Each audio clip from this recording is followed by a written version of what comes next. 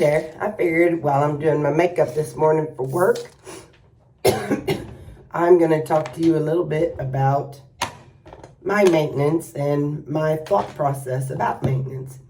So for the record, I don't usually use this much makeup every day. I'm more of a minimalist, but in order to talk to you all as long as I want to talk, these days I do a little extra.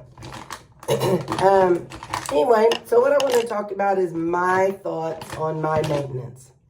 And I say my maintenance because it's me doing it, and you know my thought process for how I'm doing it.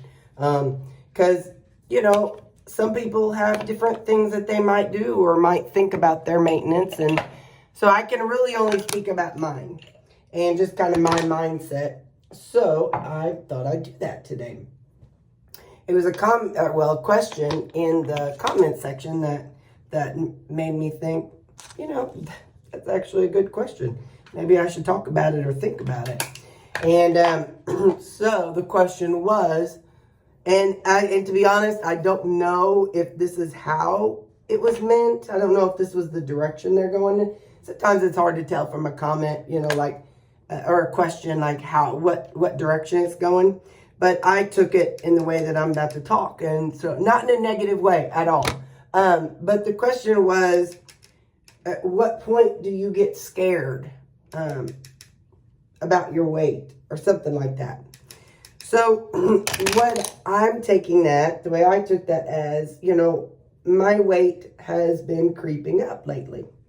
And right now, I got on the scale this morning, it's 169. And so, what in my head, I think, okay, as somebody in maintenance, at what stage will I say, all right, I need to pull back on something or evaluate or whatever.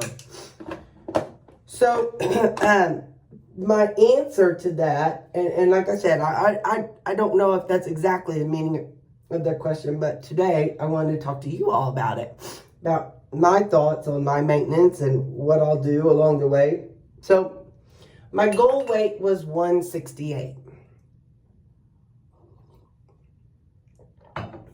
But originally, as I was learning, slowly increasing my calories, as I was trying to find that sweet spot, I lost another 10 pounds. So I had gotten down to 158. So that's where my 180 pound weight loss came from. But then over time, you know, as I started being a little more relaxed and not counting calories, I was like, I noticed, you know, it went up to 160. All right, that's cool. Now, please know, I reached my goal in November of 2022. So here we are a year and a half later, and from that, I'm up 11 pounds. Now, I'm saying I'm up 11 pounds, but I've done a lot of things recently that I personally feel like has caused that. I've some of it, no, but some of it, yes. So we all know I've added fruit. And my weight was still stable. I've still been kind of dabbling and trying to figure out breakfasts, things. So I've done a lot of different things. So as far as if you notice that I used to not track. Whenever I reached maintenance and after I was there a while, I did not track. Well, so what is the thing I tell you guys all the time? You say, Terry, I can't lose weight. What do? I say track. I say eat whole foods and track. That's always my first thing because I can't tell you what to do.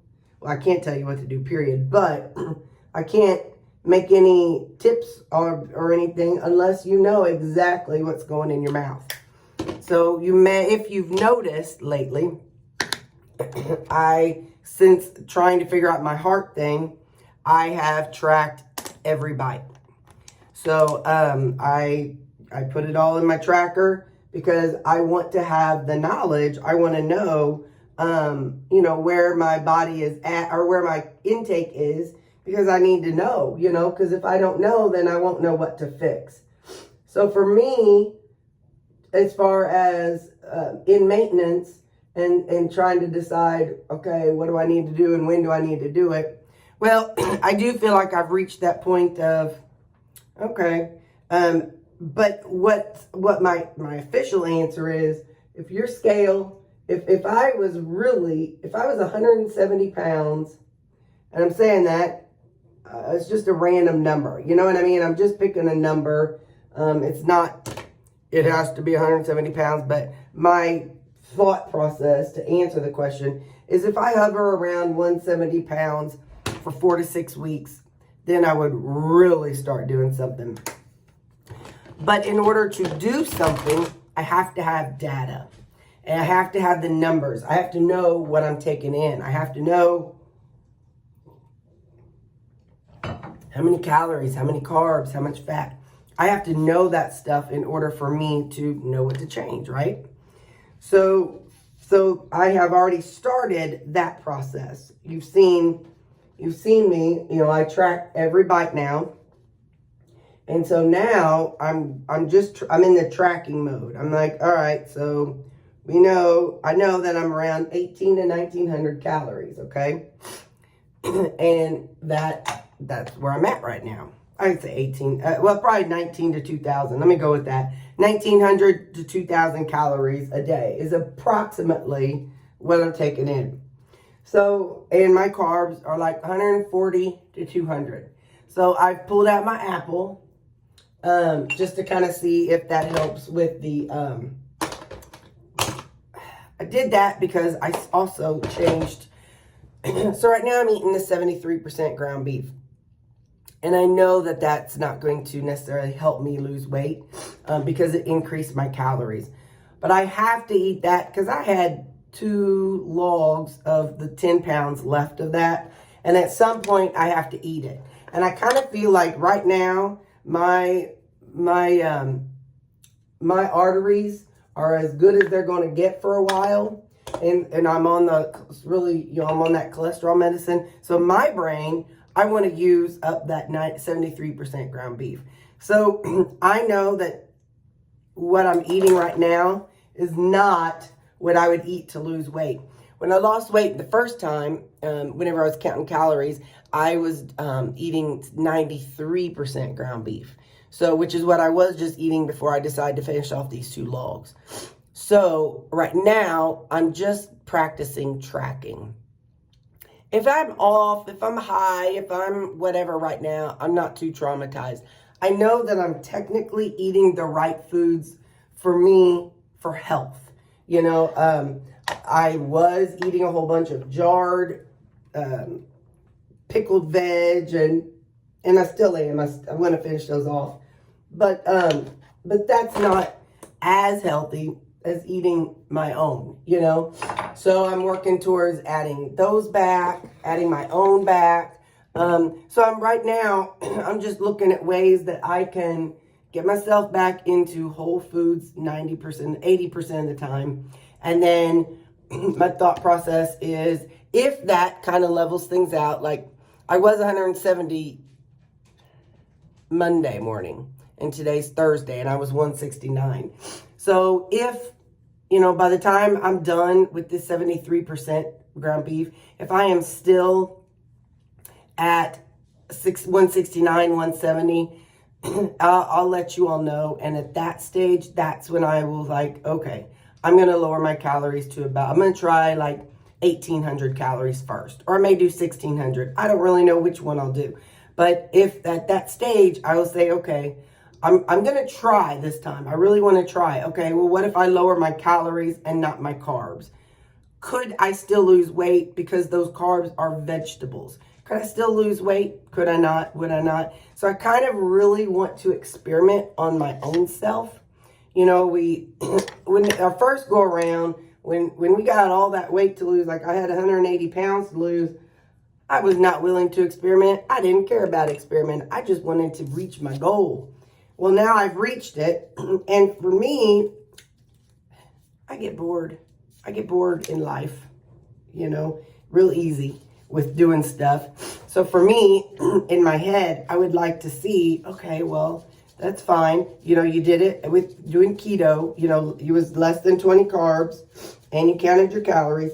Well, can you count calories and still have the fruit for supper, or maybe even an apple at lunch, or maybe, you know, keep all the veg? Can I still have that and be in a calorie deficit, because those are whole foods and not processed foods? So I'm just super curious about how that works. But to answer the original question, I would say if I am about 10 pounds overweight for 4 to 6 weeks, or 10 pounds over my weight goes up 10 pounds for 4 to 6 weeks, that's whenever I would start doing something. But like I said, I've already started the process. For me, my process was tracking. So, because I feel like tracking is super duper important. And like I said, if you are stalled in any kind of way and you just mentally track your carbs or mentally track your calories and you're stalled, it ain't working. It ain't working. And I know that's not very nice to say, but if you are losing weight and you're tracking in your head, rock on, you're doing a great job. But if it stops and your weight stays the same for 4 to 6 weeks, what you're doing isn't working and you need to change something. And tracking it is the very first step. So it doesn't matter if you're keto, carnivore, vegan, vegetarian, whatever you are, the first place you have to start is by tracking if you're stalled, because that's going to help, because you got to know the data. You got to know the numbers. And so for me, in my maintenance, you know, I don't want to keep creeping up. So I have to get back to, I got to know the numbers in order to know what's going on with my body. So that's the thing. So yeah, so now I'm working on the numbers. And then, like I said, I am going to finish off. I just cooked this one of the 10 pounds of 73%. I have one more to go. So when both of those are cooked, or when the next one is cooked and all used up, I'll go back to the 93%. And then at that stage, because it's really hard to count calories, because it's hard to lower my calories on that 73% because there just is not a lot of meat, and I need bulk in my brain. And so like right now, whereas before it was like 300 and some odd calories for 8 ounces of the 93%, right now the 6 ounces is like 500 and some calories. So that ain't gonna, I'm not gonna go down to 5 ounces to lower my calories. Just ain't doing it. Not so anyway. So yeah, so for the next 2 tubs of 73% of ground beef, I'm not going to try to lower my calories. But when those are done, if I'm still hovering in between 68 and 70, 168 and 170, then I'm going to be like, okay, well, I was doing 8 ounces of this, and now let's try 7 ounces, and let's see where we can cut the calories. So anyway, so that's my plan for my maintenance, and as the weight creeps up, so that's kind of what I'm going to do. By the way, people ask me what I use. So I use this CoverGirl for, let's start. My base is CoverGirl. By the way, I'm done talking about my weight. So if you're done, go ahead and you can push stop. But for those who want to know, it's Outlast All Day. It's a foundation. It's called, it's a foundation. Yeah. So that's what I use. Outlast All Day Foundation. Ivory, because I'm white as a ghost. My powder is Powder Foundation for normal skin. CoverGirl Clean. And of course, Ivory. Then my eyeshadow. This is, who is this? A Unique eyeshadow palette. My brushes. Walmart probably. And my powder. I used to sell Unique powder, so it is Moonstruck powder blush. So I get, and this one was, I think it's Sweet or Serene. I don't remember which color it is. But I dropped it and it cracked, and so I put it in here because you can put some alcohol if you break your makeup. And you can break it up into powder, and then you put some drops of alcohol in it, and then it forms back to a solid piece. So that, and then just my, they don't sell this anymore, which breaks my heart. I'm gonna have to figure out what to do when it runs out. This is a Unique Sculpting Trio, and that's what I use my contour and highlighting. I don't use it that often. Again, I don't do this every day. I just use these for my videos, sometimes Sunday mornings. But other than that, I don't. So it's not something that I'm going to run out very fast. And then I just do a overall loose face powder. It's this just Walmart Airspun translucent powder. And then I'm going to do some CoverGirl lipstick. And then we'll get my hair dry and get on with my day. So, all right. Thanks for watching. Bye.